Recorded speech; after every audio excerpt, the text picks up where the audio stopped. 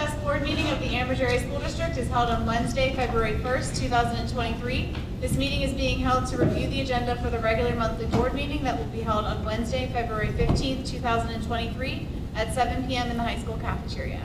Can everybody please rise for the flag salute? I pledge allegiance to the flag of the United States of America and to the republic for which it stands, one nation, under God, indivisible, with liberty and justice for all. This meeting is being recorded for district purposes. It is or may be published in part or in its entirety on the district's website without the express permission of meeting participants. Can I have a roll call, please? Mr. Carpenter? Mr. Cephas? Mrs. Fisher? Here. Ms. Fitzko? Here. Mr. Hebert? Mrs. Kehoe? Here. Mrs. Smith? Here. Mr. Zachi? Here. And Mrs. Romasco? Here. 6 present. Thank you. And the sunshine law, please. Board of School Directors held an executive session on Wednesday, February 1st to discuss personnel matters, litigation, or threatened litigation matters. Thank you. Any correspondence? No correspondence. Thank you. Any amendments to the agenda this evening? Yes, Madam President, I have an amendment. Under Personnel and Salary Schedule and Labor Relations, we will be adding number 4. It'll read as such. Number 4 will be the 2022-23 spring coaches. It is recommended the following individuals be approved to fill the designated spring coaching positions for the 2022-23 school year at a salary as per the terms of the collective bargaining agreement, pending receipt of the current clearances, satisfactory drug screening, TB testing, and responses by current and former employers to Act 168, provided the school year allows coaches to hold winter and spring sports as normal. Under the spring coaches, it will be number 1, boys tennis. Megan Recipio, the head coach, at a stipend of $4,300. Number 2 is listed, it'll be baseball. 3 names there. Jason Gurley, assistant coach, $2,050. JP Wetzel, assistant coach, $1,350. And the third will be Thomas Smith, a volunteer coach with no remuneration. A third sport, middle school baseball. Jacob Griffith, coach at $2,050. And Mike Meller, a coach at $1,350. Number 4 is listed as softball. Reach Humbert, an assistant coach at $2,400. Under number 5 will be girls lacrosse. Dave Ilko, the head coach with no remuneration. And B is Vicky Freed, the assistant coach at no remuneration. Number 6 will read track. First, Denise Duncan, the assistant coach at $2,400. Second, Ryan Bundy, assistant coach at $2,200. C, Tara Golagram, assistant coach at $2,000. D, Marlon Cottrell, a middle school coach at $1,850. Letter E, help me. Rafen. Thank you. Rafen Ruskin, middle school coach, $1,550. F, Logan Erickson is a volunteer, no remuneration. And then G, Harley Stubjen, volunteer, no remuneration.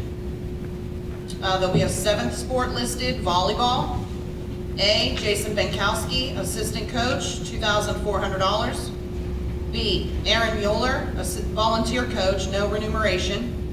C, Lee Smith, volunteer coach, no remuneration. D, Josh Jones, volunteer coach, no remuneration. E, Derek Kuhn, volunteer coach, no remuneration. And F, Glenn Freed, the middle school coach, at $2,050. Thank you. Can I have a second? Second. Any board discussion? These items were just finalized immediately prior to the meeting, and so they were not posted previously part of the Sunshine Act. It's permissible under these circumstances. Thank you. Can I have a roll call, please? Mrs. Fisher? Yes. Ms. Fusco? Yes. Mrs. Kehoe? Yes. Mrs. Smith? Yes. Mr. Zaggi? Are we voting on the addition or the actual approval? The addition Addition. to the Oh, agenda. yes. And Mrs. Ramasco? Yes. Motion carries. Thank you. Under recognition and presentation, we have an audit presentation this evening from Mr. Peter Vancheri. Thank you. Thank you. So I think, hopefully you have a copy of this. I sort of summarized the audit report. The 90-page audit report, I tried to do it to 2 pages, so hopefully we get through it faster, make some sense out of it. We should have a copy of the audit report also. So within the report itself, you'll see our independent auditor's report. So in there, that's where we provide an opinion on the financial statement. So our opinion on the financial statement states that we audited the financial statements in accordance with generally accepted auditing standards and generally accepted government auditing standards because the district does expend federal funds. So the opinions in the unmodified opinion that states the financial statements are fairly presented in all material respects in accordance with generally accepted accounting principles. And then just going through, I'm just going to touch on some highlights as I go through the report itself. Just some items within there that maybe I think might be of an interest to the board and so forth. So when you look at the financial statements, we're looking at the governmental funds. So within the governmental funds, you have your general fund and also the capital project fund. So your general fund balance at the end of 6/30/22 is broken into 2 categories: non-spendable and unassigned. The non-spendable relates to prepaid expenses, so that's the health insurance that you paid in June that represents coverage for the next month. So you spend it, but it's not available to be used going forward. That amounts to $305,000. Then the unassigned fund balance at the end of the year is $5,423,000. So overall, when you look at your fund balance as a percentage to your total expenditures, at the end of the year, you're at 11.3%. And we'll look as to where you started the year and how you got there. So in terms of your revenues, expenditures, and changes in fund balance, your total revenues for the year was $52,486,000. Expenditures are just a little over $48 million. Then there's some other financing sources and uses in there. So your actual change in fund balance was a positive $4,714,000, meaning that your revenues for the year exceeded your expenditures.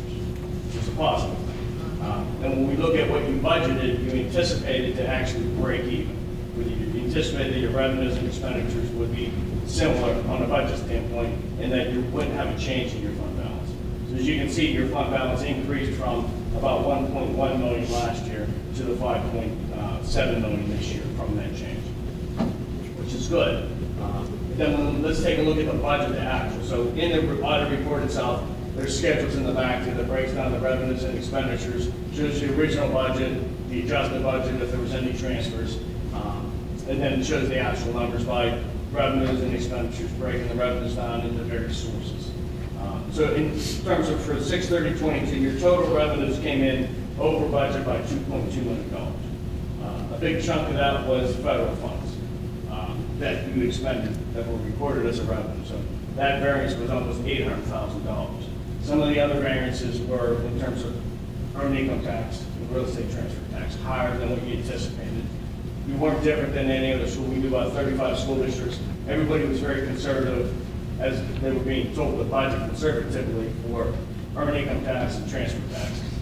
Nobody really knew where things were going to come coming through the pandemic and so forth from there. So that was a positive number there. Now on the other side, you did not sell your real estate liens like you had in the prior year, so there was a little bit of a hole in the budget there from what you anticipated. You changed, from when it was budgeted to what you actually did. You did still receive some delinquent real estate monies, but there was a little bit of a difference there between that, so that sort of offset some of those variances. Then on the expenditure side, the expenditures did come in under budget. As you can see, $2.4 million or 4.8%. Some of that was related to the debt payment that was originally budgeted in the general fund was actually paid out of the capital project fund. So that was $1.1 million, which accounted for a good portion of that variance there. The other differences was just some in salaries and benefits, throughout the various functions and so forth. And looking at your revenues we break them down into 4 different categories: local, state, federal. As expected, your local sources represent over half your budget, 50%. And within that budget, within those local revenues, real estate tax represents 79% of those local revenues.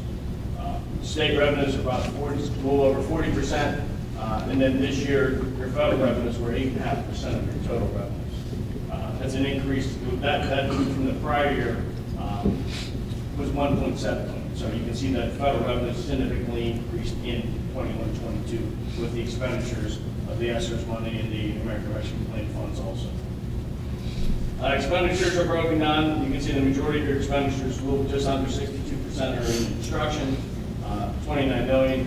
The next largest is support services, which accounts for administration, business office, maintenance, transportation, those types of categories are in there. On the other side of that page, shows reports the transactions in the capital project funds. The school does have one capital project fund, and within there, like I said earlier, the school chose to make a debt payment out of the funds that were sitting in the capital project fund. So 1.1 million of the debt payments were paid out of the capital project funds. So that reduced your fund balance down by $1,098,000. So the fund balance in the capital project fund at the end of the year is only $1.7 million. So as you look at that going forward, you'll be able to use that for any future capital purchases, but that has come down over the last number of years. The other fund to take a look at is food service fund. Obviously, that's the fund that the food service operations are maintained out of and reported in. You can see the change in the net income, per se, for that food service fund between the last 2 years. 6/30/21 actually she reported a loss of $246,000.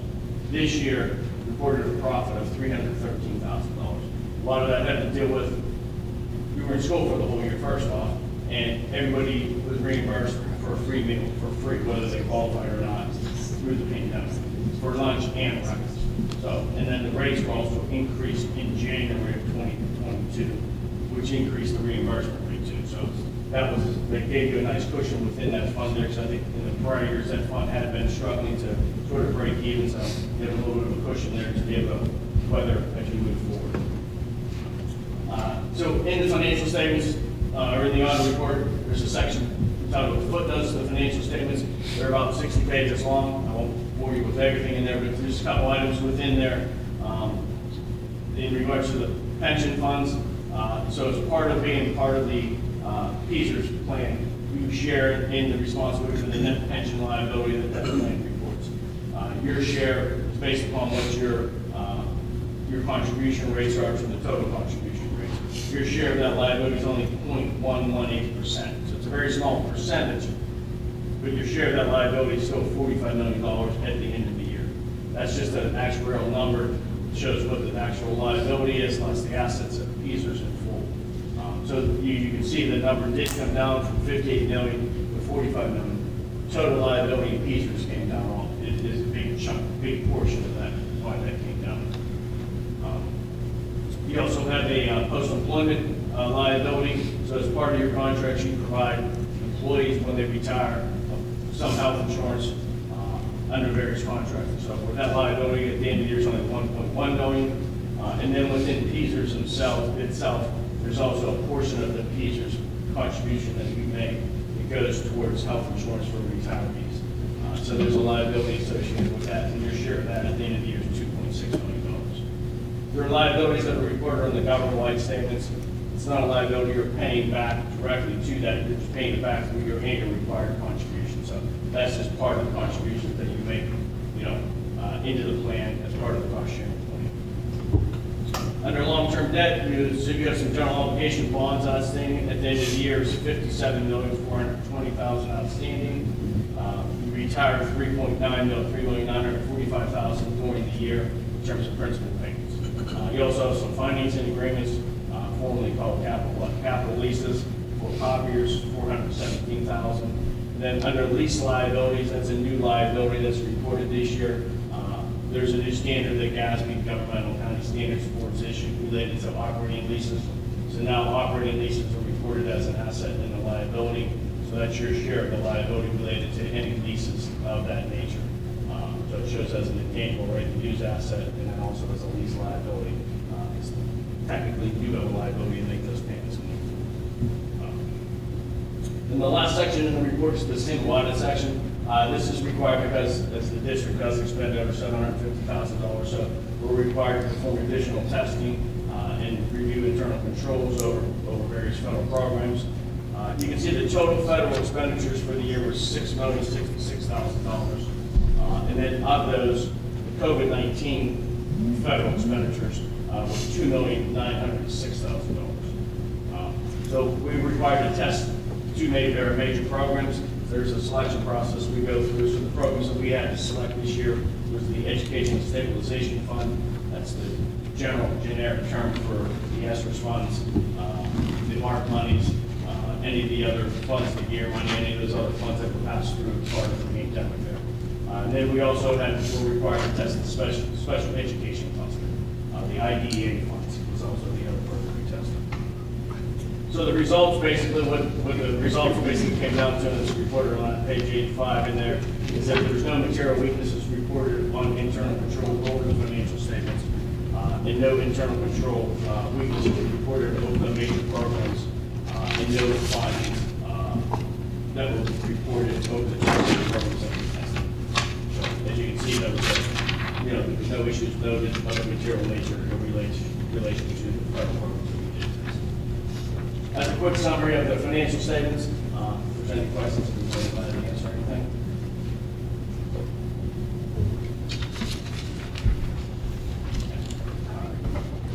Thank you very much. Okay. Thank you, Alan. Thank you, Beth and her staff for putting up with us in your work. I appreciate it. Thank you. Appreciate the opportunity to work. Thank you. Thank you, Peter. One comment on that, Madam President. You can feel free to jump in if you have anything, but I know that Beth Ann's going to be looking to have a budget meeting. We're looking at probably the first meeting in March, correct? And we'll continue to work through different drafts, but that's when she anticipates to have the first PowerPoint type draft for your review. If that's okay with the board, June would advertise for that, and then we'd have that at like 6 o'clock prior to the meeting. And if that works for everybody. Okay. And on that note, I just want to say that, we'll touch on it a little bit more, but I would say that although we know that this is a good movement forward, we know that we have some significant costs that you're going to hear more about coming up. So although I'm proud of the work that was done here, it's important, I think, that we think about things like, contract expenses that are continuing to go up, healthcare is going to continue to go up, and those types of things that we know will come. In addition to that, we talked a little bit about the federal revenues that we did receive, and we know that in next year, we're going to see a reduction in the amount of federal revenues that we have by a significant amount. So I just kind of want to give a little piece of information to you as the board as we progress and we work on that budget. Keep those things in mind. So that'll show a reduction in some revenues, obviously federal end, and increase in expenses for wages, general costs, and healthcare in particular is going up. So we'll look forward to getting that, Mr. Mueller, into the advertising to the paper, and we'll hear the first one with you. Thank you. Thank you. Thank you. Thank you. Now moving into public comment. At this time, district residents may come forward to comment on agenda items only. Each person must state their first and last name and address prior to speaking. Each resident will be allowed 3 minutes and can speak only once. This period for public comment prior to the standing committee reports will be limited to 1/2 hour. Although not required, board members desiring to address questions or concerns may do so after residents' comments or questions or at the conclusion of the committee reports. There will still be an opportunity for residents to comment on any business relevant to the Ambridge Area School District under old and new business at the end of the meeting. Is there anybody who wishes to speak this evening? Okay. Moving on to legislative action for this meeting. Personnel and salary schedule and labor relations. Mrs. Smith. Thank you, Madam President. I'm going to make a motion to accept items 1 through 4 as amended. Should I read 1 through 3? Yes. Number 1 is the Highland Elementary School principal. It is recommended to approve Stephanie Hull as the principal at Highland Elementary School at a salary of $89,500 as per the terms of Act 93 agreement, pending receipt of current clearances, satisfactory drug screening, TB tests, and response by current former employer up to the Act 168 screening and PDE certifications if applicable. Any questions? I actually have one. Could she be held in her current employer? She could be held, yeah, so we'll work with that up after the hiring for probably up to 60 days. Okay. So we don't know exactly, following the hire, we'll go from there. All right. Thank you. Number 2, subcontracted school psychologist. It is recommended to approve a contract between the Ambridge Area School District and Michaela Mikas, a private psychologist for subcontracted psychological services, pending solicitor's review on the final agreement. Any discussion or questions? And number 3 is a home monitor. It is recommended to hire the following individual as a home monitor as per the terms of the collective bargaining agreement, pending receipt of satisfactory and current clearances, satisfactory drug screening, TB testing, and response by current former employers to Act 168 screening. Vicki Sertich at the high school. Any questions or concerns there? And then number 4 was the spring sports that I read previously. Just put them on this evening as legislative so that we can move forward with spring sports. Any questions or concerns there? Do I have a second? Seconds. Any board discussion on any of those items? All right, may I have a roll call, please? Mrs. Fisher? Yes. Ms. Fitzko? Yes. Mrs. Kehoe? Yes. Mr. Zachary? Yes. Mrs. Ramasco? Yes. Mrs. Smith? Yes. Motion carries. Thank you. Under, Can we hold on 1 second? I'd like to call up our new Highland Elementary School principal, Stephanie Hall. Come on up. Congratulations and thanks for being here. If you wanted to say a couple words to the board. Thank you very much. Thank you for having me here. Thank you for also recommending me for this position, board and the administration.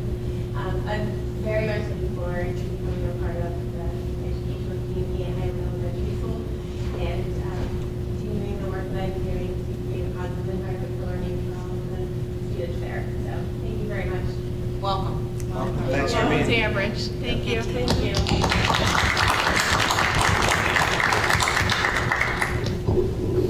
Thank you, Dr. Pascarella. Under Education and Technology, Mrs. Smith and Mr. Zachi.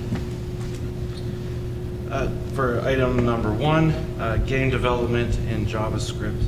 It's recommended to approve game development with JavaScript as an additional elective opportunity for the 23-24 course of studies book. Is there questions on this? I believe this is high school, right? Yes. Do we have a second? I'll second. Any board discussion? Okay, can I have a roll call, please? Mrs. Fisher? Yes. Ms. Fitzko? Yes. Mrs. Kehoe? Yes. Mrs. Smith? Yes. Mr. Zachary? Yes. Mrs. Ramasco? Yes. Motion carries. Thank you. These are committee reports, non-voting agenda items. Education and Technology, Mrs. Smith and Mr. Zachi. I got it. Let's see, number 1 is the student discipline. 2022-23, number 12.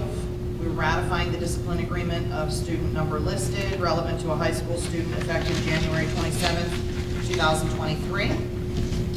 Number 2 is also a student discipline. Number 13, it is recommended to ratify the discipline agreement for student number listed relevant to a middle school student effective January 26th, 2023. Number 3, Houghton Mifflin Harcourt Secondary Social Studies. It is recommended to approve a 5-year renewal of Houghton Mifflin Harcourt Secondary Social Studies. The total cost of the series is $125,730. Any discussion? Just one comment I'll make, that our social studies department was pleased with what they've been using. Mr. King worked on that with them, met with the department head, and met with the staff, and they're recommending that we continue with this program. Thank you. Anything else?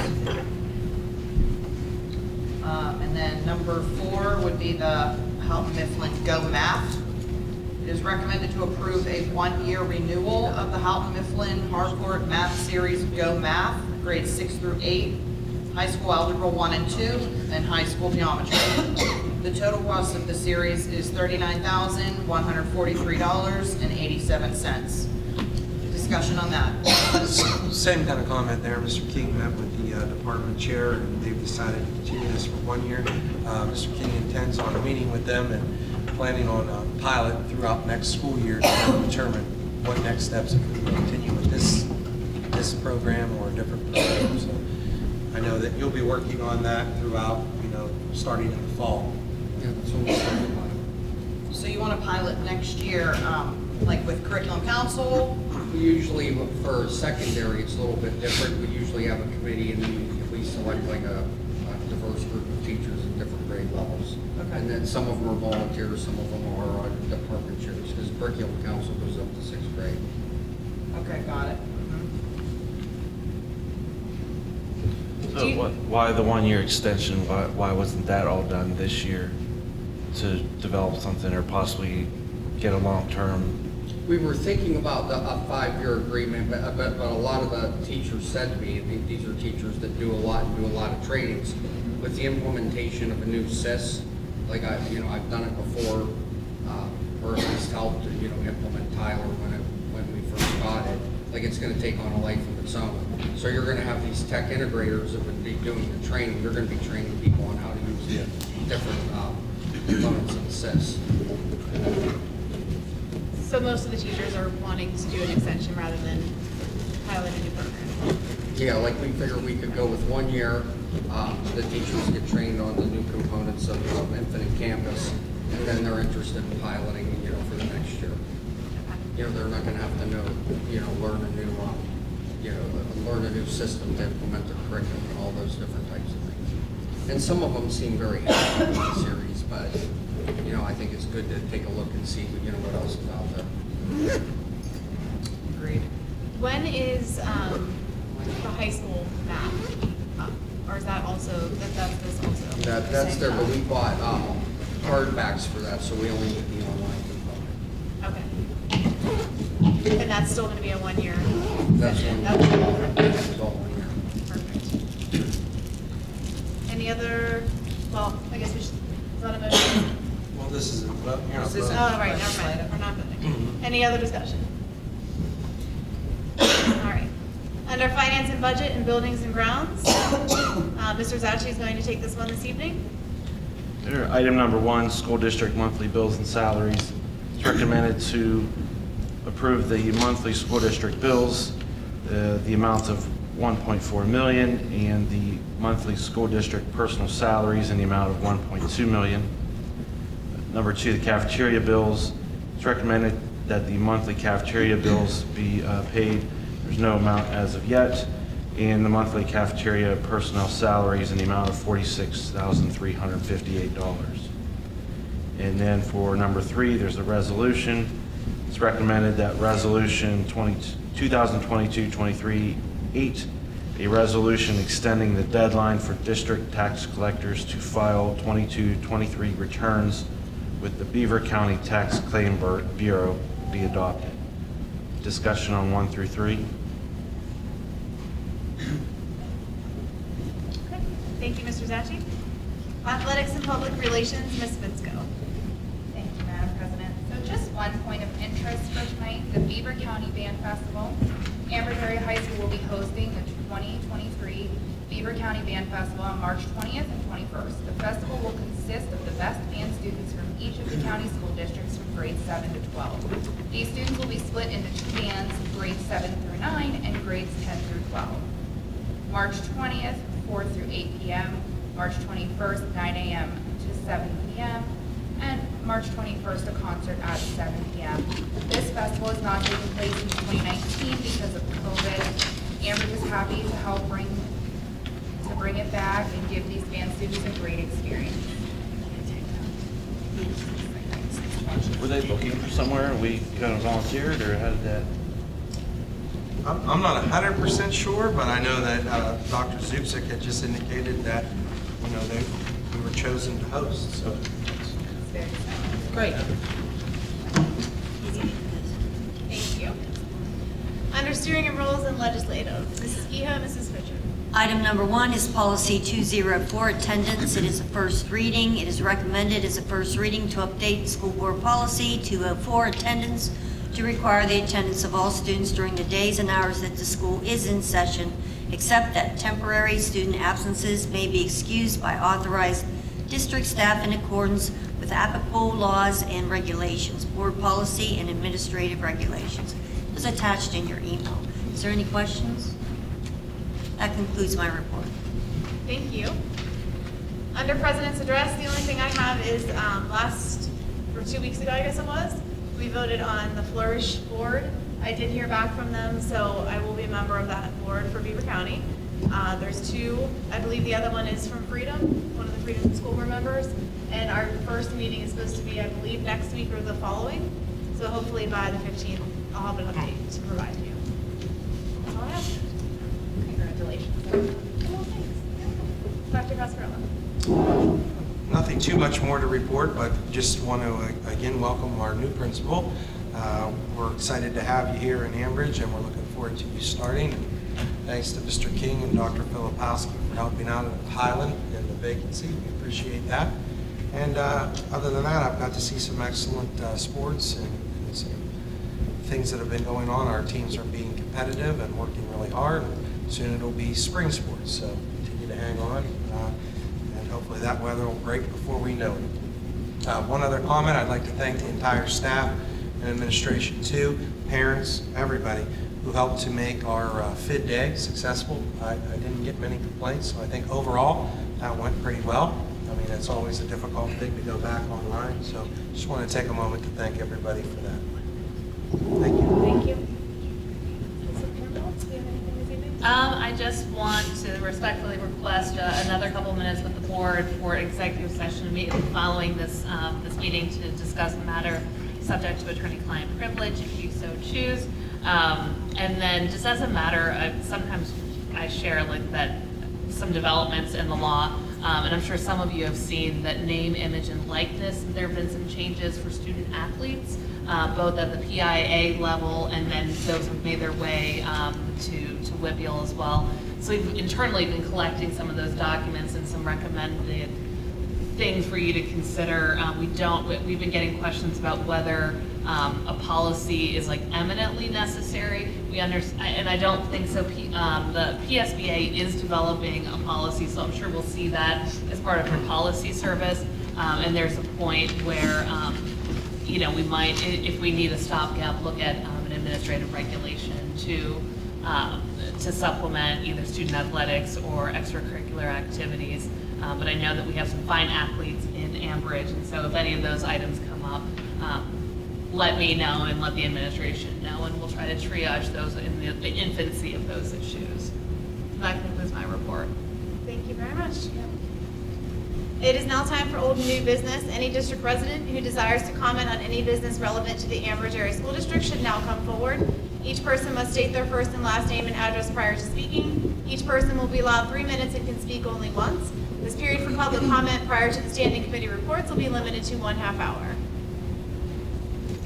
Anybody who wishes to address the board this evening?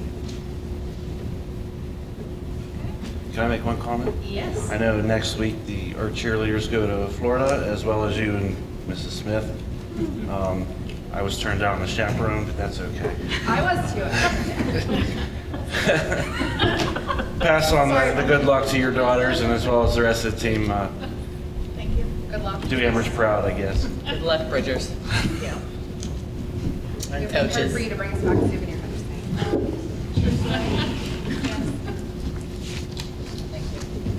All right. So moved.